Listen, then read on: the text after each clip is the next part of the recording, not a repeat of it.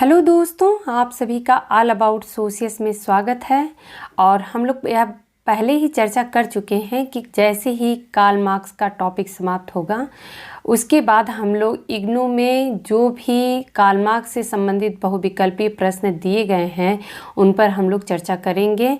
तो पहले आप लोग इन प्रश्नों को आप लोग पढ़िए ध्यान से और अपना ऑप्शन खुद चूज करिए कि कौन सा आंसर सही है, और इसको बाद में फिर से हम लोग देखेंगे कि इसका करेक्ट आंसर क्या है। तो चलिए हम लोग प्रारंभ करते हैं। पहला प्रश्न है, मार्क्स ने जिससे दार्शनिक प्रेरणा प्राप्त की उस विद्वान का क्या नाम है? ए स्पेंसर, बी हीगल, सी अरस्तु, डी काम्टे। तो आप लोग यह सोच सकते हैं कि मार्क्स ने जिससे दार्शनिक प्रेरणा प्राप्त की थी उस विद्वान का क्या नाम है। अगला प्रश्न है, निम्न में से कौन से कथन ऐतिहासिक भौतिकवाद के लिए स्वीकार्य नहीं हैं? ए सभी प्राणियों में मानव प्राणी शास्त्रीय रूप से सर्वाधिक निर्धारित जीव है। बी मानव प्रकृति मूलतः दुष्ट है। सी वर्ग समाज में जीवन व्यतीत करने में मनुष्य सदैव प्रसन्न रहते हैं। वर्ग समाज में जीवन व्यतीत करने में मनुष्य सदैव प्रसन्न रहते हैं। तो इसका आप लोग ऑप्शन खुद चूज करिए कि कौन सा करेक्ट है, इसको हम लोग बाद में देखेंगे। अगला प्रश्न है, निम्न में से कौन सा कथन ऐतिहासिक भौतिकवाद की अनिवार्य विशिष्टता है? ऐतिहासिक भौतिकवाद की अनिवार्य विशिष्टता है। ए समाज प्राणियों की भांति ही जन्म लेता है, बढ़ता है और परिवर्तित होता है। बी समाज में अनिवार्यतः परिवर्तनशील आंतरिक विरोधाभासों के फलस्वरूप परिवर्तन होते हैं। सी समाज एक इकाई के रूप में प्रारंभ होता है तथा समय के साथ आकार में बढ़ता है। डी समाज अपने वैज्ञानिकों के साथ साथ विकसित होता है। तो इसमें से कौन सा करेक्ट ऑप्शन है, यह आप लोग चूज करिएगा। अगला प्रश्न हम लोग देखते हैं। चौथा प्रश्न है, निम्न में से किसको उत्पादन की शक्ति नहीं माना जा सकता है? A computer, B Shram Shakti, सी भाप का इंजन, डी मिसाइल। तो इसमें से आप लोग कौन सा उत्पादन की शक्ति नहीं माना जाएगा, आप लोग खुद चूज करिए, हम लोग इसको बाद में देखते हैं। पांचवा क्वेश्चन है, उत्पादन की शक्तियों में वृद्धि के साथ साथ उत्पादन की शक्तियों में वृद्धि के साथ साथ ए प्रकृति पर मनुष्य की विजय बढ़ती है, बी मानव जाति प्रकृति का दास बन जाती है, सी मानव जाति प्रकृति के प्रति अधिक जागरूक हो जाती है, डी मानव जाति प्रकृति का संरक्षक बन जाती है। तो इसमें से कौन सा करेक्ट ऑप्शन है, यह आप लोग खुद सोचिए। अगला प्रश्न है, उत्पादन की भौतिक शक्तियाँ क्या होती हैं? ए कुछ हद तक स्थिर हैं, बी निरंतर प्रगतिशील हैं, सी अभाव की ओर जा रही हैं, या डी विनाश की संभावना रखती हैं। तो इसमें से सबसे सटीक इसका उत्तर कौन सा है, यह आप लोग खुद विचार कीजिए। अगला प्रश्न, किस उत्पादन प्रणाली में भूमि के सामुदायिक स्वामित्व होता है? किस उत्पादन प्रणाली में भूमि पर सामुदायिक स्वामित्व होता है? तो ए है एशियाटिक, बी प्राचीन, सी सामंतवादी, या फिर डी पूंजीवादी। अगला प्रश्न, किस उत्पादन प्रणाली में उत्पादकों अर्थात प्रोड्यूसर्स जो होते हैं, जो उत्पादन करते हैं, को निजी संपत्ति माना जाता है? तो उत्पादकों में कौन आता है? एक हिंट देती हूँ, यह श्रमिक वर्ग आता है। किस उत्पादन प्रणाली में उत्पादकों को निजी संपत्ति माना जाता है? तो ए एशियाटिक, बी प्राचीन, सी सामंतवादी, या फिर डी पूंजीवादी। अगला प्रश्न है, किस उत्पादन प्रणाली में श्रम शक्ति बेची व खरीदी जाती है? श्रम शक्ति बेची व खरीदी जाती है। तो ए एशियाटिक, बी प्राचीन, सी सामंतवादी या फिर डी पूंजीवादी। इसमें आप लोग खुद सोचिए कि उत्पादन प्रणाली में कौन सी ऐसी उत्पादन प्रणाली है जिसमें श्रम शक्ति को बेचा या खरीदा जाता है। अगला प्रश्न है, सामंतवादी उत्पादन प्रणाली में अतिरिक्त यानी सरप्लस उत्पादन को किस माध्यम से हड़प लिया जाता है। यहाँ पर हमें यह ध्यान देने की आवश्यकता है कि आखिर में यह उत्पादन प्रणाली कौन सी है, सामंतवादी उत्पादन प्रणाली है। तो इसमें कौन से जो अतिरिक्त सरप्लस उत्पादन है यह किस माध्यम से हड़प लिया जाता है। ए लाभ, बी किराया, सी अतिरिक्त मूल्य या फिर डी सट्टा। अगला प्रश्न है, वर्ग संघर्ष चरमोत्कर्ष पर पहुंचकर किस अवस्था में बदल जाता है। ए क्रांति, बी दास प्रथा, सी बुर्जुआ या फिर डी सर्वहारा वर्ग। कुछ प्रश्न बहुत बड़े बड़े से थे तो इसको मैं सीधे जो इग्नू की किताब है उसी से मैंने यहाँ पे मेंशन कर दिया है। तो चलिए इसको हम लोग समझते हैं। सही उत्तर पर निशान लगाइए। उत्पादन के संबंध प्राथमिक रूप से निम्न से किस आधार पर बने होते हैं। अ समाज में अर्जन के लिए वैयक्तिक प्रेरणा शक्ति, ब बाजार में वस्तुओं के असंतुलित विनिमय, स इतिहास में मनुष्यों की आदर्श भौतिक आवश्यकता, द समाज में वर्गों की विभेदीकृत आवश्यकताओं या फिर ई उत्पादन में प्रक्रिया से उभरने वाले सामाजिक संबंध। प्रश्न क्या था? उत्पादन के संबंध, उत्पादन के संबंधों की बात हो रही है। उत्पादन के संबंध प्राथमिक रूप से निम्न से किस आधार पर बने होते हैं। तो इसका आधार क्या होता है? जो उत्पादन के संबंध बनते हैं उनका मुख्य आधार क्या होता है? तो इस सारे ऑप्शन में से कौन सा ऑप्शन सही है या आप लोग पहले खुद सोचिए। अगला प्रश्न है, सही उत्तर पर निशान लगाइए। उत्पादन के संबंध निम्न में से किसके मध्य संबंध होते हैं? अ वस्तुओं के मध्य, ब मनुष्यों व वस्तुओं के मध्य, स मनुष्यों के मध्य या फिर ड उपरोक्त में से किसी के भी नहीं। अगला प्रश्न है, निम्न में से कौन सा कथन सही है? अ उत्पादन के संबंध उत्पादन के साधनों के स्वामित्व के संबंध मात्र नहीं हैं। ब उत्पादन के संबंध मानवीय संबंध हैं ही नहीं। स उत्पादन के संबंध व्यक्तियों के मध्य सहकारी संबंध नहीं हैं। द उत्पादन के संबंध अनिवार्यतः उत्पादकों के मध्य एक सूचक संबंध है। तो इनमें से कौन सा कथन सही है यह आप लोगों को चूज करना है। अगला प्रश्न है, निम्न में से कौन सा कथन गलत है? अ उत्पादन के संबंध प्रभुत्व स्थापित कर सकते हैं तथा उत्पादन की शक्तियों में परिवर्तन भी ला सकते हैं।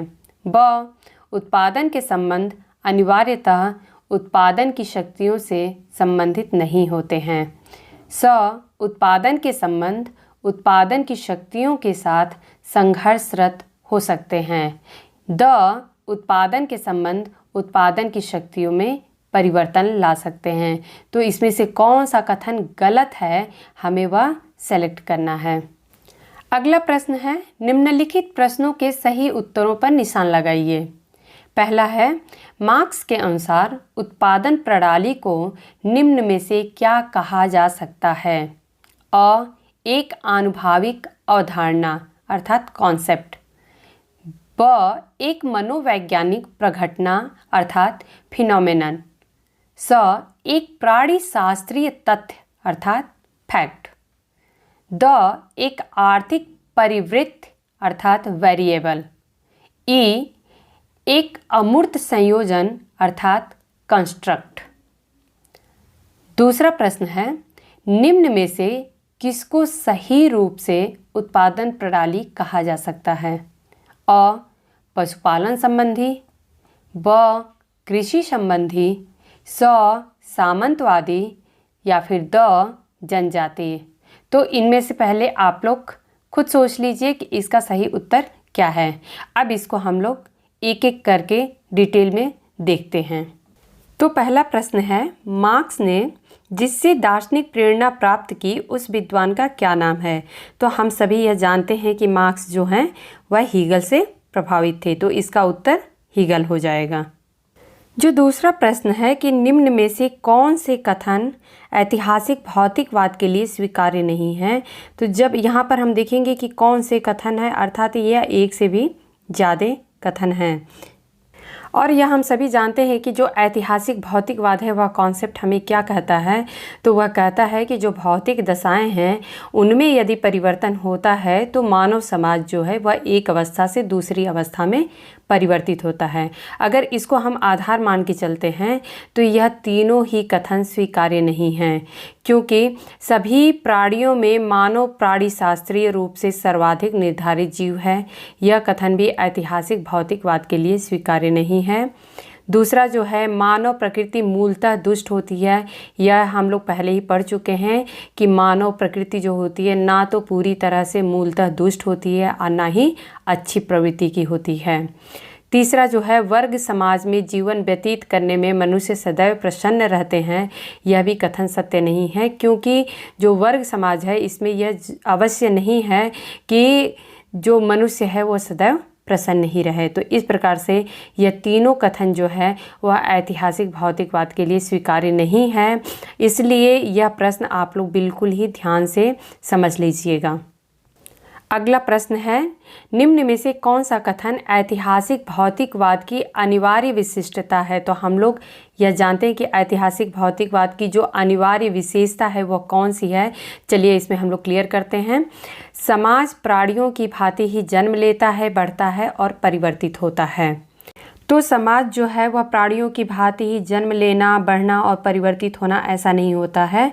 हम लोग यह पहले ही जान चुके हैं कि जो ऐतिहासिक भौतिकवाद है इसकी सबसे मुख्य विशेषता ही होती है कि जब समाज के अंदर विरोधाभास होता है तब जाके परिवर्तन की कड़ी हमें देखने को मिलती है।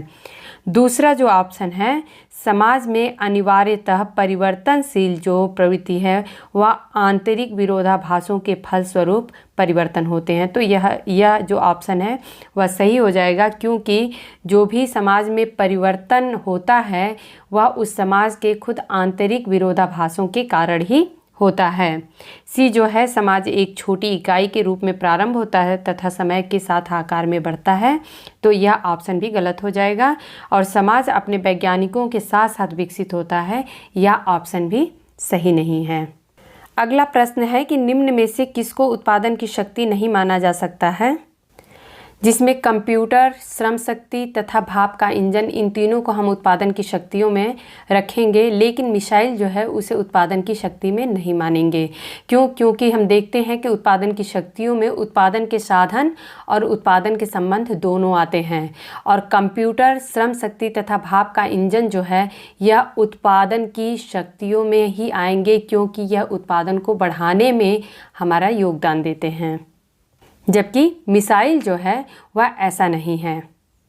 अगला प्रश्न है कि उत्पादन की शक्तियों में वृद्धि के साथ साथ प्रकृति पर मनुष्य की विजय बढ़ती है। तो यह बात सही है कि उत्पादन की शक्तियों में जैसे जैसे वृद्धि होती है वैसे वैसे प्रकृति पर मनुष्य की विजय बढ़ती है। तो बाकी ऑप्शन अपने आप गलत हो जाते हैं। जैसा कि मानव जाति प्रकृति का दास बन जाता है, ऐसा नहीं है। मानव जाति प्रकृति के प्रति अधिक जागरूक हो जाती है, ऐसा भी नहीं है। और मानव जाति प्रकृति का संरक्षक बन जाती है, वह भी नहीं है। तो उत्पादन की शक्तियों में वृद्धि के साथ साथ प्रकृति पर मनुष्य की विजय बढ़ जाती है। अगला क्वेश्चन है कि उत्पादन की भौतिक शक्तियाँ कुछ हद तक स्थिर होती हैं, निरंतर प्रगतिशील हैं, अभाव की ओर जा रही हैं या विनाश की संभावना रखती हैं। तो इसमें जो करेक्ट ऑप्शन है वह है कि उत्पादन की भौतिक शक्तियाँ जो हैं वह निरंतर प्रगतिशील हैं। यह हम सभी जानते हैं कि जिस तरीके से भौतिक शक्तियों में जब परिवर्तन होता है तो उसी प्रकार से समाज एक अवस्था से दूसरी अवस्था में परिवर्तित होता है। अगला प्रश्न है कि किस उत्पादन प्रणाली में भूमि के सामुदायिक स्वामित्व होता है। तो यह हम सभी जानते हैं कि जो एशियाटिक उत्पादन प्रणाली है उसमें जो भूमि पर सामुदायिक स्वामित्व पाया जाता है, तो इसमें एशियाटिक ऑप्शन सही हो जाएगा। अगला प्रश्न है किस उत्पादन प्रणाली में उत्पादकों अर्थात प्रोड्यूसर्स को निजी संपत्ति माना जाता है। तो यह हम सभी जानते हैं कि जो प्राचीन उत्पादन प्रणाली है उसमें जो प्रोड्यूसर्स होते हैं अर्थात उन्हें दास के रूप में माना जाता है और इन प्रोड्यूसर्स को या उत्पादकों को निजी संपत्ति जो मालिक होते हैं वह मानते हैं। अगला प्रश्न है कि किस उत्पादन प्रणाली में श्रम शक्ति बेची व खरीदी जाती है। तो यह हम सभी जानते हैं कि जो पूंजीवादी उत्पादन प्रणाली है इसमें श्रम शक्ति को बेचा और खरीदा जाता है। बाकी ऐसी और भी जो एशियाटिक प्राचीन या सामंतवादी उत्पादन प्रणाली है उसमें इस प्रकार की जो लक्षण हैं वह नहीं देखने को मिलते हैं। अगला प्रश्न है कि सामंतवादी उत्पादन प्रणाली में अतिरिक्त उत्पादन को किस माध्यम से हड़प लिया जाता है। तो यह हम सभी जानते हैं कि सामंतवादी उत्पादन प्रणाली में जो किराया के माध्यम से लोग कृषकों से जो एक्स्ट्रा जो सरप्लस वैल्यू रहती थी या सरप्लस उत्पादन को बोलेंगे कि जो अतिरिक्त उत्पादन है उनको किराया के माध्यम से लिया जाता था। तो इस प्रकार से इसका ऑप्शन किराया सही हो जाएगा।